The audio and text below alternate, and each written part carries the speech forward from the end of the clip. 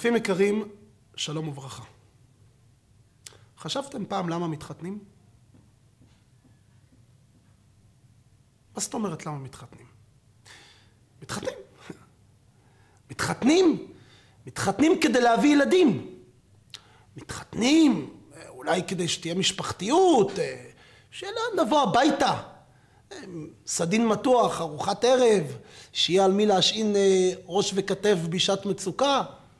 מה זה למה מתחתנים? מתחתנים כי כולם מתחתנים, מה אני אשאר לבד? אז ככה, למה מתחתנים? להביא ילדים? לא צריך להתחתן בשביל זה.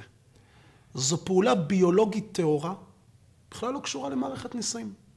היום אפשר להביא ילדים גם דרך הפריות מבחנה. אפשר לבחור הכל. גם את צבע העיניים ואת מספר הנעליים. הכל. למה צריך להתחתן בשביל זה?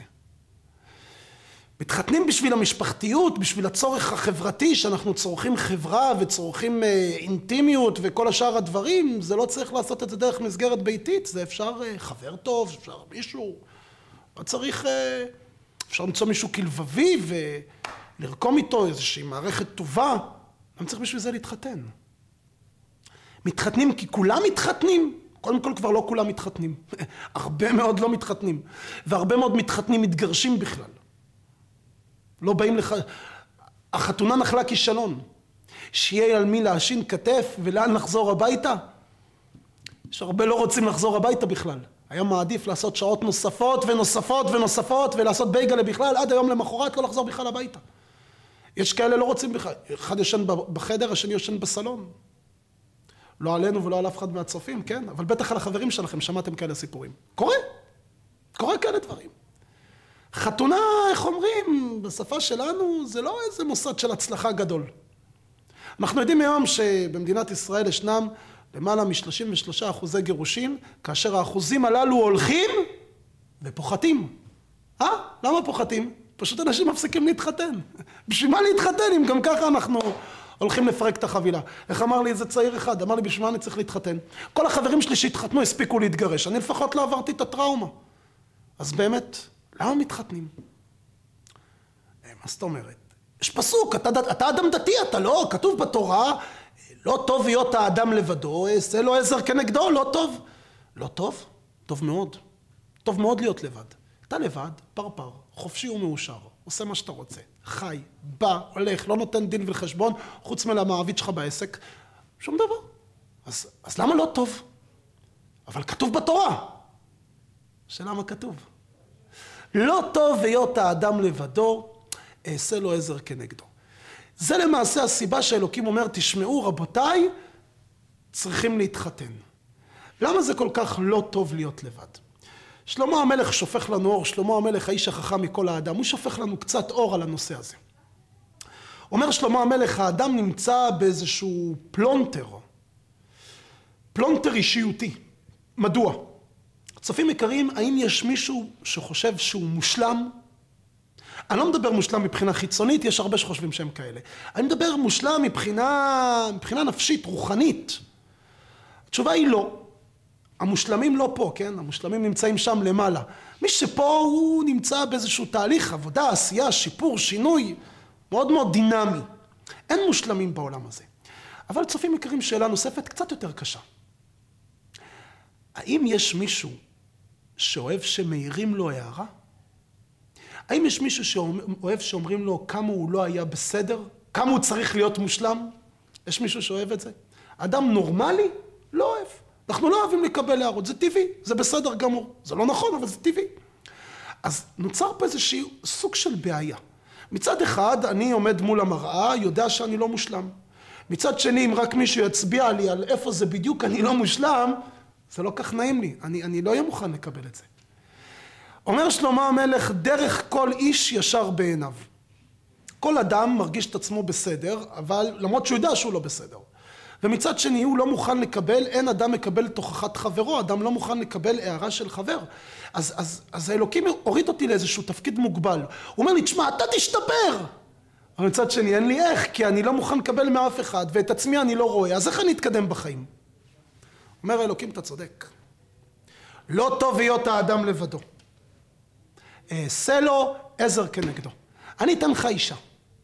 בת זוג, שהיא תהיה מצד אחד, הלא היא עצם מעצמי ובשר מבשרי, לזאת תקרא אישה, כי מאיש לא כוח הזאת. זה חלק מהיחידה שלי. יפה. ואת האישה הזו, מצד אחד היא אחד איתי, אבל מצד שני זה גוף נפרד לי. והאלוקים אומר, עכשיו תיכנסו לבית אחד, ועל ידי כך אתם תסתדרו.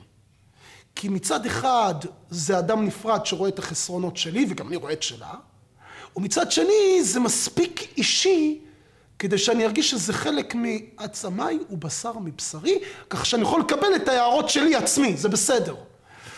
השאלה היא, צופים יקרים, זה לא בדיוק מצליח במבחן המעשה. משום שאנחנו מוכנים לקבל כל הערה מכל בן אדם בעולם חוץ מהאישה. את מוכנה לקבל כל הערה בעולם חוץ מבעלך. שהוא ישתוק, זה באמת, שיהיה בריא. גם הוא עד שהוא פותח את הפה, שאני לא אפתח עליו בחזרה. נכון? אז איפה נפלה התוכנית האלוקית כביכול בין הכיסאות? האלוקי אומר, תשמע, אני מכניס אתכם לאיזשהו בית ורוצה שאתם תסתדרו. צופים יקרים, הסיבה שזה נפל בין הכיסאות, אותה תוכנית אלוקית, היא הרבה מאוד בזכותנו. ולמה? משום שאנחנו נכנסים למערכת נישואים. יש לנו ציפייה ממוסד הנישואים, ציפייה שלא תמיד היא עונה על מבחן המציאות. לא תמיד אנחנו תופסים למה אנחנו נכנסים. אנחנו יודעים היום שישנו שוני עצום בין גבר לבין אישה. ישנו שוני פיזי, הגבר במבנה גוף החיצוני שלו, כתפיים רחבות, מותניים צרות, מבנה גוף החיצוני שלו הוא מבנה גוף שבנוי לעבודות חוץ, עבודה פיזית יותר. אצל האישה מבנה גוף שלה מבחינה פיזית הוא מבנה שונה יותר, מותניים רחבות יותר, כתפיים צרות יותר. יש לה איברים שנועדו לנשיאת העובר, המערכת ההורמונלית שלה היא מערכת הרבה יותר מורכבת ומשוכללת 10 מונים מהמערכת הפשוטה של הגבר, יחסית, הכל כמובן. כל המערכות הללו נותנים איזשהו שוני פיזי בין גבר לבין אישה. אבל בנוסף לזה, אנחנו יודעים שגם מבחינה נפשית ומבחינה רוחנית, ישנם הבדלים בין גברים לבין נשים. מבחינה רוחנית אני אתחיל קודם כל. הגבר, מקור נשמתו מגיע מספירת חסד. חסד זה נתינה. הגבר מוכן לתת את הכל, בכל, מכל כל, ולכל העולם כולו, גם יחד. אין לו בעיה. תמיד היא אומרת לו, חייך, תפסיק להיות פרייר. מה אתה נותן לכולם את כל... הוא מוכן לעזור, להתנדב, לתת לכולם מבחוץ, מסתובב בכל, מוכן לעזור לכולם, חוץ מלמשפחה שלו. אין לו זמן פשוט, הוא עסוק בלעזור. הגבר הוא מבחינת ספירת חסד. נתינה ללא גבול. אפילו נתינה בלי בקרה. האישה, מקור נשמתה מגיע מספירת גבורה. גבורה זה דין. מגיע, נותנים. יתנו, יקבלו, לא יתנו, לא יקבלו. האישה, כך אומר שלמה המלך, נקבה תסובב גבר. אז קודם כל באמת היא מסובבת אותו. אבל חוץ מזה, שלמה המלך לא התכוון את זה בקונוטציה הזו, אלא הוא אומר, היא מבחינת חומה, היא שומרת על בעלה, היא מסובבת אותו מבחינת מגינה עליו. את אותה נתינה ללא גבול, את אותו חסד ללא גבול, היא יודעת לתת לו את הגבול, ליצור גבולות מסודרים, את המבנה המשפחתי, הביתי וכו'. הגבר כל כולו מתפרצות, האישה היא יותר עצירה, יותר חסימה, אנחנו נקבל את זה גם מבחינה רגשית. הגבר, אצלו המערכת היותר מפותחת זה מערכת 5 החושים, אכילה, טעם, חוש הריח, חוש המישוש, חוש הראייה וחוש השמיעה. בדרך כלל הוא יחליט לפי 5 החושים הללו, הרציו יותר.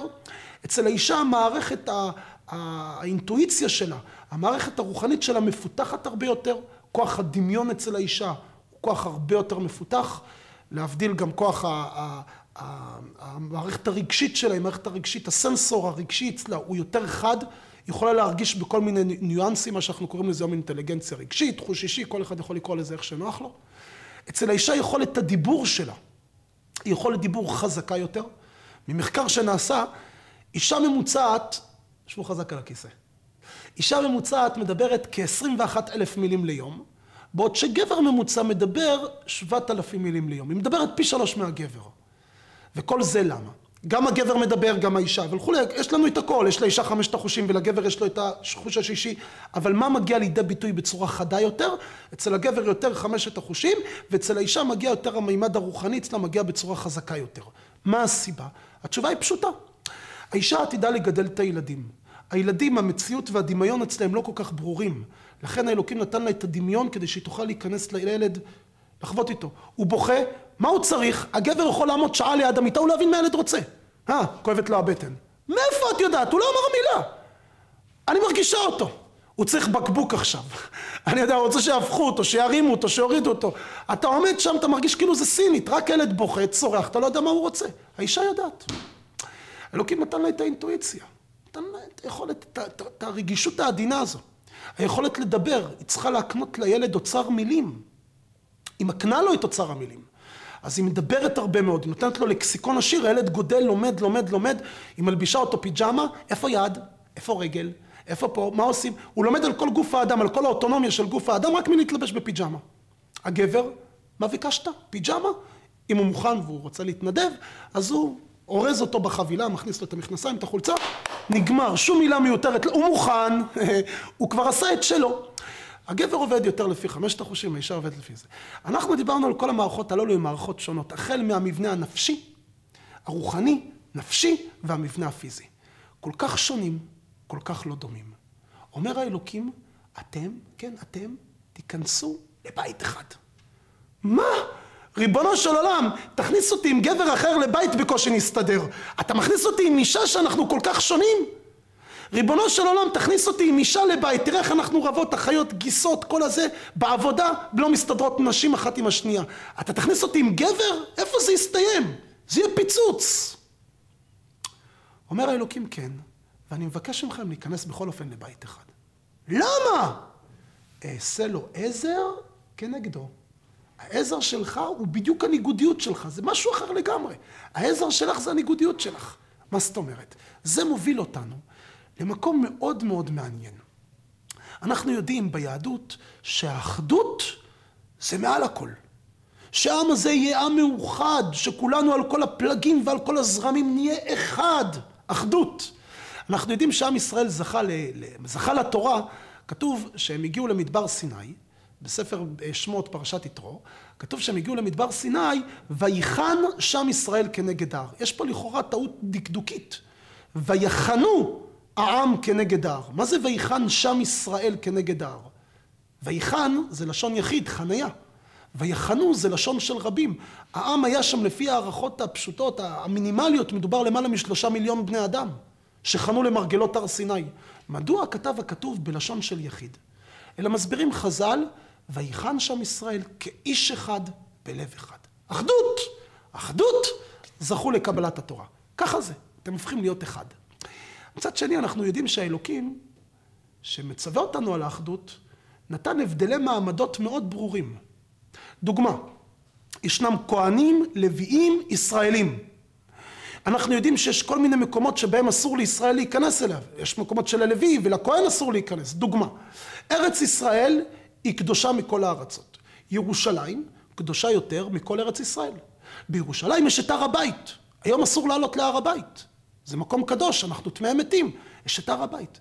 בהר הבית היה מתחם נוסף, קראו לו העזרה. ובעזרה הייתה עזרת נשים, עזרת ישראל, הייתה דוכן הלוויים, הייתה עזרת כהנים, היה את המזבח, היכל, קודש, קודש הקודשים. לקודש הקודשים היה נכנס האדם הקדוש ביותר בעם ישראל, הכהן הגדול, למקום הקדוש ביותר, ביום הקדוש ביותר, זהו יום הכיפורים. אנחנו יודעים שיש את כל השנה כולה, החודש השביעי זהו חודש תשרי, החודש הקדוש, ראש השנה, יום כיפור וחגים, והיום הקדוש ביותר בשנה, זהו יום הכיפורים. אנחנו רואים שיש כל מיני הבדלים. אנחנו יודעים שבמדבר הם חנו השבטים, חנו כל שבט היה חונה באזור אחר. במזרח חנו זבולון, יהודה ויששכר. לא חנו, לא כל אחד יכל לחנות איפה שהוא רוצה. היו תקופות בעם ישראל אפילו שבת היורשת נחלה לא יכלה להתחתן אלא למשפחת שבט אביה. זאת אומרת, הדברים הללו הם דברים, אנחנו רואים שאלוקים נותן פה הבדלי מעמדות. על החושן, לא הייתה אבן שכתוב עם ישראל. היה ראובן, שמעון, לוי, יהודה, כל שבט זכה לאבן, מיוחדות, כל אחד ואחד עם המיוחדות שלו. האלוקים כביכול יוצר פה איזה שהם הבדלי מעמדות, איזה שהם הבדלים מסוימים. והאלוקים אומר לנו על אחדות, אל הצופים יקרים זה יסוד גדול, ואם נבין את היסוד הזה נוכל להבין את כל הבית היהודי. כשאנחנו מדברים על אחד, על כן יעזוב איש את אביו ואת אמו ודבק ואשתו והיו לבשר אחד. אנחנו לא מדברים על אחד במובן השוויוני. אחדות במובן שכולנו שווים, זו תפיסה קומוניסטית. קיבוצי התק"ם ניסו בקום המדינה להקים את זה פה אצלנו בארץ, זה נחל כישלון חרוץ. אחדות אמיתית, כל אחד ואחד יש לו פן שמייחד את עצמו. למה פנים נקראים פנים? הפנים של האדם, משום שזה מגלם את הפנימיות. ולכן לכל אחד יש פרצוף שונה מהחבר שלו. דומה, אבל שונה. למה? לכל האנושות כולה העיניים נמצאים פה, האף במקום, פה ואוזניים. אבל תראו איזה פרצופים אנחנו מקבלים, שונים ומשונים. למה? משום שפרצוף זה מלשון התפרצות. אותה פנימיות פורצת ויוצאת החוצה. אנחנו יודעים שחוכמת אדם תאיר פניו, והיו פניך רואות את מורך. אסור להביט בפני אדם רשע. אנחנו מקבלים כל מיני דברים שקשורים למימד של הפנים של האדם. משום שאלוקים נתן לכל בן אדם נשמה. והנשמה הזו היא ייחודית לעשות את תפקידה בעולם. וזה מתפרץ בצורה של הפנים. שהאדם קדוש יותר, טהור יותר, הוא נראה מלאך יותר. אתה רואה אור.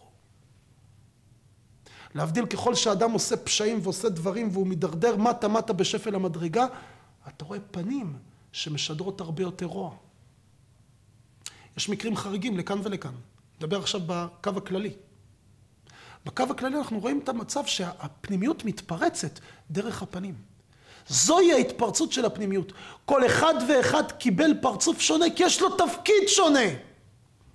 אומר האלוקים, התפקיד של שבט ראובן זה לא התפקיד של שבט שמעון. התפקיד של הכהן זה לא התפקיד של הישראל. התפקיד של הלוי זה לא התפקיד של הכהן. כל אחד ואחד יהיה לו תפקיד שהוא תפקיד ייחודי. הרעיון? לשלב כוחות.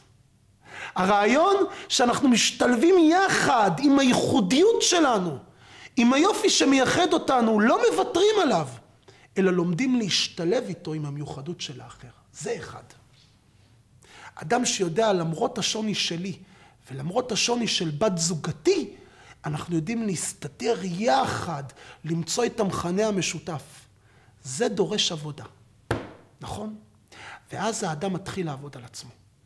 אומר האלוקים, אתה יכול לחיות לבד עד 120, אתה גם יכול להביא ילדים ויכול למצוא חבר טוב, לחלוק איתו את כל הצרות והבעיות שלך והכל יהיה בסדר. אבל אומר האלוקים, אתה תחמיץ את המטרה. אתה לא תתקדם מבחינת האישיות שלך. לא טוב היות האדם לבדו. אתה לא תתקדם מבחינת האישיות. כנס למוסד המשפחתי. האישה שונה, אתה שונה. שניכם יחד צריכים לעבוד הרבה מאוד על התכונות שלכם, כדי שתגיעו לעמק השווה. פה זו העבודה. זו עבודת החיים. מוסד הנישואים זה כור היתוך למבנה של האישיות שלנו. לכן אומר האלוקים, אם תשאר לבד, אולי תהנה, אבל זה לא טוב לך, לא טוב לאני הפנימי. אם תיכנס לבית אחד, זו עבודה, ואם זוג מבין שהוא נכנס למקום עבודה, אז זה מבט אחר על כל הנישואים. עכשיו נכון, זו עבודה נעימה, יש גם הנאות. יש גם את הבית, יש גם את המשפחתיות, יש גם את הילדים, יש את האישה, יש את הבעל. יש גם הנאה מסביב לזה, אבל קודם כל זו עבודה. ומי שרק מחפש את הזכויות בלי החובות, מהר מאוד עולה על מסלול התנגשות, משום שאנחנו שונים. אז זה יכול להיות כך, או שהשוני הזה יגרום פיצוצים בדרך כלל, או שבשלב הראשוני יש מישהו שמכופף, עושים הורדות ידיים. פעם הגבר מכופף את האישה, פעם האישה מכופפת את הגבר. זה משאיר משקעים בלב של ניצלו אותי, משאיר משקעים בלב של התמרמרות, ולאחר זמן זה מתפרץ ועולים על מסלול התנגשות. אבל ברגע שכל צד לומד לכבד את השני, ברגע שכל צד מכיר בשוני של השני ולא מנסה לשנות אותו, אלא מנסה להסתדר איתו, מכיר את השוני שלי עצמי ולמצוא איפה אנחנו מגשרים במקום הזה, וברגע הזה אנחנו מקבלים באמת את המוסד היפה של הנישואים. זה הבית. לכן, החז"ל אומרים לנו דבר מעניין. איש ואישה שזכו, שכינה ביניהם. אם הגבר והאישה זכו, מה זה זכו? אחד זוכה בלוטו והשני לא זכה בלוטו? אחד קיבל אישה טובה, אחד קיבלה בעל גרוע. מה, איך זה עובד? מי זוכה ומי לא? איפה קונים את הכרטיס הזה? התשובה היא, זכו זה לא זכייה. זכו זה זיכוך. זיככת את עצמך. זיככת את עצמך. יחד למדתם להגיע למקום שבו אתם מגשרים, לא מוותרים, מגשרים.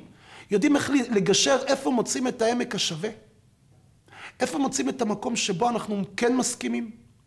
לך יש מסורת, יש לך איזושהי גישה מסוימת. לאשתך יש גישה אחרת בדיוק על אותו נושא. אני אתן דוגמה. הוזמנתי פעם להרצאה בנושא של זוגיות. נושא פופולרי, מבוקש. הגעתי לשם, זו הייתה משפחה שלמה שישבה על כל ענפיה וצאצאיה. חתנים, בנות, גיסים, קלות, מה שהיה שם, חמולה שלמה ישבה שם בחצר שם, זה היה חצר ביתית, זכות בית, הייתה שם איזושהי חצר, והתחילה ההרצאה בנושא זוגיות. נתתי כמה מילות פתיחה, מסתבר שהוזמנתי לא לתת הרצאה, אלא פשוט מאוד לעשות שלום בית משפחתי. על מה הפיצוץ? הפיצוץ הבא הוא כך, הבנים שם טוענים, לפחות אחד שהוא היה החתן הצעיר, והוא זה שנכנס ממש, כמו שאומרים, זה בשלו השר, הוא נעמד, אמר, אצלנו במסורת של המנהגים של העדה שלנו, נוהגים שאת החגים עושים אצל ההורים של הבעל, לא אצל ההורים של האישה. האישה אומרת, אני, על גופתי, אני לא יכולה לעשות פה את החגים. לא מסוגלת. אוהבת, מכבדת, הכל, אבל את החגים, האוכל של אמא שלי, האווירה אצלנו בבית, אני חגים רק בבית שלי. בקיצור, פה לא הצליחו לקופף אחד את השני, והם פשוט, זה הוביל ממש לפיצוץ, להרבה מאוד התמרמרות, להרבה מאוד כעס. איפה יעשו את החג? האם כמנהג המסורת והמורשת, שזה דבר מאוד מאוד חשוב, או כרצון האישה, או לא יודע מה בדיוק עושים. אז קודם כל שאלתי אותו, אם את כל המנהגים של העדה הוא מקיים, לא רק את המנהג הזה. זאת אומרת, יש כאלה אנשים שאוהבים לקחת מנהגים שנוחים להם. הוא לא עושה את כל מנהגי העדה. מה שנוח נוח ומה שלא נוח לא נוח. זאת אומרת, זה אני קובע, לא העדה. רק טוב לי להשתמש בכובע היפה הזה שקוראים לו העדתיות. שאלתי אותו אם כל המנהגים של העדה שלו הוא עושה, או שרק את המנהג הזה הוא אוהב. למשל, אם נוהגים בעדה שלו להניח תפילין בבוקר, אם הוא גם נוהג להניח תפילין ולשמור שבת. טוב, הוא חייך, הוא הבין את הקונץ לאן אני חותר. הוא אמר לו, אבל זה מאוד חשוב לי. אמרתי לו, עכשיו אתה מתחיל לדבר. חשוב לך, חשוב לאשתך. יפה. ברגע שחשוב לאחד משני הצדדים, צריך להגיע לעמק השווה, ידידי. אתה יכול להתחיל בהתכופפויות.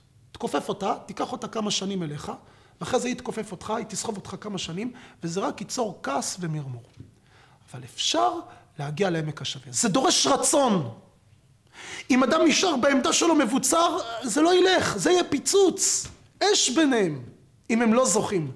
אם הם זוכים, דיינו, יש פה איזה תהליך של זיכוך, איזה תהליך שבו אני מגמיש את עצמי, איזה תהליך שבו אני מתמרן, תהליך שבו אני מוכן לבוא לקראת השני, והשני מוכן לבוא לקראתי. דוגמה, חג ראשון יעשו אצל ההורים שלך, ואילו בחג השני יעשו אצל ההורים שלה.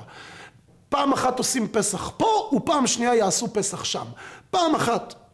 פעם אחת אנחנו נעשה כך, ופעם שנה כך, שנה כך. או נמצא איזשהו מכנה משותף, נדע מה, לעשות איזושהי פשרה, להגיע באמצע החג וכולי, בכל המועד, כל הדברים הללו צריך למצוא, אבל זה דורש רצון. אם אין רצון, זה מסלול של התנגשות. מי שלא תופס את הנקודה הזו, באמת יכול לשאול את עצמו למה מתחתנים. בשביל מה להכניס את עצמי לצרות הללו? נכון, אתה נהנה פה, שם, כן, אבל אני יכול להרוויח כמעט הרבה יותר בחוץ, ובלי כל המחויבויות. התשובה היא, זה בדיוק העניין, זה הסד. האלוקים מכניס אותך לסד מסוים, אותך גם לאותו סד, והוא אומר עכשיו, למרות השוני, בואו תנסו למצוא את האחדות. בואו תנסו למצוא את המכנה המשותף.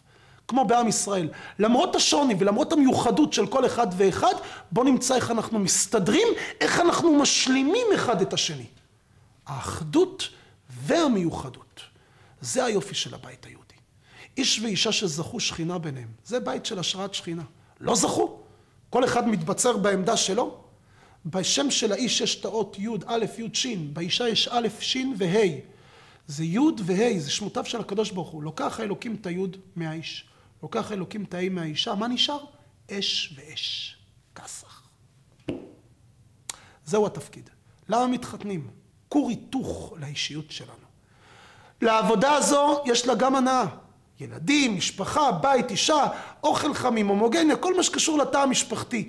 אבל יש את העבודה. זוהי העבודה. מי שלא נכנס כך למוסד נישואים, יופתע, יתאכזב, הציפיות ירדו לו, וזה יכול להוביל למסלול של פיצוץ, או שהוא ילמד על בשרו. מי שנכנס ככה, הוא הולך לבחור כך בן זוג, או עכשיו כאדם נשוי, הוא מוצא את הדרך איך להסתדר, איך לבוא ולהתגמש, בעזרת השם, זה יהיה בית שתשרה בו השכינה. שיהיה לכולנו הרבה בהצלחה, שיש שלום בית מבורך בבתים של עם ישראל, שתשרה שכינה בכל בתי עם ישראל כולו. תודה רבה לכם על ההקשבת צופים יקרים, שיהיה לכם המשך יום נעים, להתראות.